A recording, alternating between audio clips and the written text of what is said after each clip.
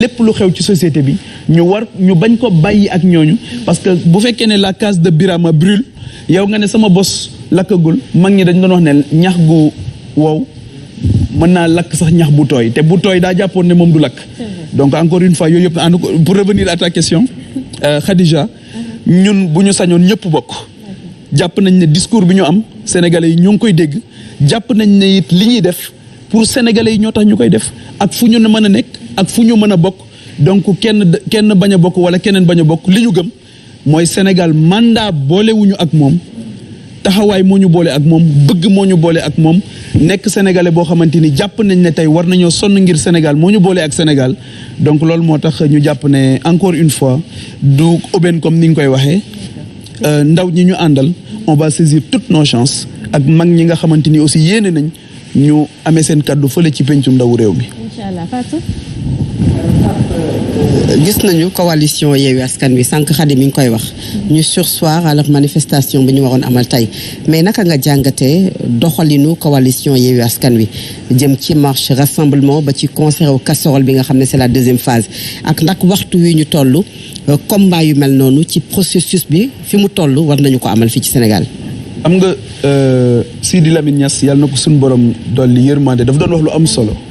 daf doon wax ne nit ñi nañ leen di bàyyi ñuy wax seen xalaat ndax suñu leen teree ñu wax seen xalaat mën nañoo jëf seen xalaat te su boobaa day gën a métti suñ ko waxul dañ koy jëf donc loolu moo tax bu ñuy wax liberté d'expression suñu borom moom moo ñu ko njëkk a jox moo ñu njëkk a jox liberté waxuma la sax d'expression mais la liberté de croire et de ne pas croire donc xam nga loolu moo gën a kawe nit ñi wax seen ressenti wax li ñu xalaat ñu war a am ay jotaay yoo xamante ni il faut que ñu dellu si ci mooy li war a république am xam nga la politique sax dañ ko inventé pour xeex violence la politique dañ ko inventé société humaine daf ko inventé pour xeex violence bi politique amee rek la violence war a dàqu mais nag sous toutes ses formes violence dafa bëri ay formes dafa am une violence physique moom la ñuy mujjee gis mooy nit ki egg ci nit ki dafa am une violence morale te boobu it gis nañ ko ci espace bi dafa am une violence symbolique dafa am sax une violence psychologique mooy bi nga xamante ni léegi ñoo ngi koy tàmbalee gis mooy ma wuuteeg Fatou Abdou ne dinaa ko xor ñoññal wala ma xoqatal ko ba dootul am fitu wax li mu xalaat loolu moo tax ma jàpp ne rassemblement yi am na solo war nañu continuer di xalaat ci nan la ñuy def ba nit ñi li ma gënal sax mooy ñu fexe am ay mécanismes yoo xamante ni nit ñi dinañuy am mécanisme de prévention ak de résolution des conflits ba nga xamante ni du ñu egg ci cëppaandaw bi maanaam fi nga xamante ni point de non retour lay nekk donc sunu société war na def ay jéego yu mag ba nga xamante ni ñii nga xamante ni dañuy dem ba bàyyi ba artu jot te mënoon nañu àtte balaa ñuy artu ñu mënoon nañu artu avant ñuy àtte ñu fexe ba am ay kuréel yoo xamante ni dinañuy am solo ci di artu bu baax donc rassemblement yi effectivement jàpp naa ne mënoon nañ ci bañ a egg su fekkoon ne li ma njëkk a wax ci sama prise de parole def nañu ko mooy encore une fois la direction des élections liggéey bi mu war a def ci gunge mu def ko le conseil constitutionnel aussi ñu bàyyi di ko digg rek ci wàllu élection parce que ñoo ñëpp ña fa nekk dañ fay nekk 12 mois sur 12 365 jours askanu Sénégal di leen fay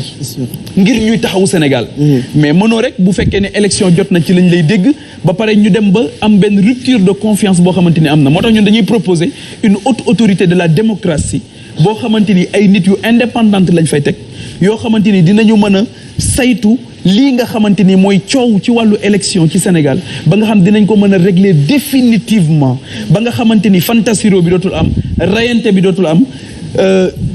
vote diwante bi aussi dootul am loolu moo tax man aussi damay réitérer ne dafa am une régression démocratique mooy Macky Sall amul woon droit dellu si ci loo xamante ni acquis démocratique la woon par rapport ak président Abdoulaye Wade bi ñu toll ci 2011 mooy mu jël élection yi ci Ousmane Ngom jox ko Cheikh Gueye qui était une autorité indépendante ñu am ñu génnee ministre en charge des élections mu régler élections yi ba nga xamante ni acteurs yi seen xel daloon na ci donc boo ñëwee ñu am acquis bu mel noonu waroo si dellu si waat d'autant plus que aujourd'hui la personnalité bi nga xamante ni moom la ñu tabb muy Antoine Diome dafa am ay suspicion yoo bëri yoo xamante ni dal na ci kawam lu jiitu ñu ko jox ministère bi mooy déjà bi muy jiite CREI yi Aliou Ndao ko jiite woon waaye dafa mel ni moom moo jiite woon CREI yi te substitut la woon am ci taxawaay boo xamante ni ñu bëri ba ñu ko tëjee ba ñu tëjee Karim Wade dañ ne moom moo tëj Karim Wade ba ñuy annoncé liste 25 personnes yi Antoine moo toogoon donc ñu jàpp ne bi mu ñëwaatee ci nu mu tuddati fii Khalifa Sall nekkoon ki nga xamante ni moom moo doon saytu li nga xam mooy alalu Sénégal donc moom aussi bi mu ñëwee foofu tamit dañoo gis ne li dal Khalifa Sall daf ci am rôle bu mu ci joué donc tey jii mu ñëwaat nekk ministre de l'intérieur ñu gisaat taxawaay boo xamante ni dafa mel ni dafa jéggi dayoo par rapport ak li ñuy xaar ci ministère de l'intérieur moo tax man dama bëgg ñu am un grand ministère de l'intérieur en charge de la sécurité publique boo xamante ni day saytu la sécurité des personnes et de leurs biens ñu génn fa tout ce qui est élection jox ko des personnalités indépendantes gën a dooleelaat Sénat gën ko yeesal ñu liggéey ak cette autorité de la démocratie ba nga xamante ni ces questions yi nga xamante ni pour man c'est des questions élémentaires primaires primitives ñu mën ko régler définitivement ba nga xamante ni coow yu mel nii dinañ ko dépasser définitivement. Il y a plusieurs formes de violence aujourd'hui au Sénégal déjà dañuy wax sax ne l'opposition s'oppose à l'opposition et ça fait parfois la une des quotidiens yi nga xam ne moom moo nekk ci réew mi ku ci mel ne yow à un moment dañu doon adulé soo waxee ñu tàccu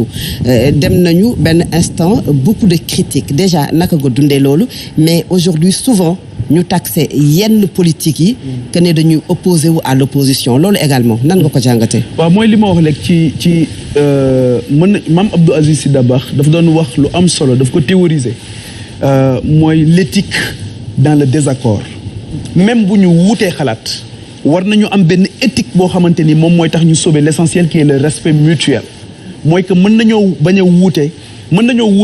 noo xamante ni moom la ñuy amee gis-gis approche bu ñuy am par rapport à un problème su problème amoon fii tey ñun ñëpp mën nañoo bañ a wuute xalaat ci mbir mi waaye ñun ñëpp dañuy nangulante ne suñu yitte mooy émission bi egg ñun ñëpp Sénégal ñoo ko bokk moo tax ma ne amul monopole ci wàllu bëgg réew mi li ma jàpp mooy ñi def ba juum sax am nañ circonstance atténuante waxuma nag ñi nga xamante ni ci seen bakkan lañ ko teg waaye am na ci ñoo xamante nii mën nañ leen dogul ngànt jàpp ne dañ doon def ba juum donc pour revenir ci loolu mooy man critiques yi li nga wax ne nan laa dundee critiques yi nga xamante ni am na fu mu jóge mais jàpp naa ne taw féex la ci ndaw mu jóg ci réew am tàllal loxoom am lu mu bëgg am ñu taxaw di ko artu mooy ñooñu wane nañ seen yéene ci ne yow kat bëgguñu nga juum yow kat bëgg nañ fi ngay teg sa tànk nga xam ko yow kat bëgg nañ nga taxawaay bi nga xamante ni moom nga taxawe woon moo tax je l'ai reçu positivement ba pare loolu moom mooy defar sa carapace loolu moom mooy tax aussi nit ñi xam ne nit ñi faaw pour nga jiite leen sëñ Fall loo ko doon wax da doon wax ne nit ñi ku xajowul seen bang matoo leen kilifa et je pense que ne aujourd'hui gisuma nit koo xamante ni am na xel di wut loo xamante ni yàlla amu ko yonent bi amu ko ñi nga xamante ni aussi ñoom la ñu gëm yaakaar leen amuñu ko mooy nit ki boo jógee taxaw ci pénc mi am loo bëgg mënoo wax ba nit ñi duñu am xalaat ci li nga bëgg. amoon na objectivité.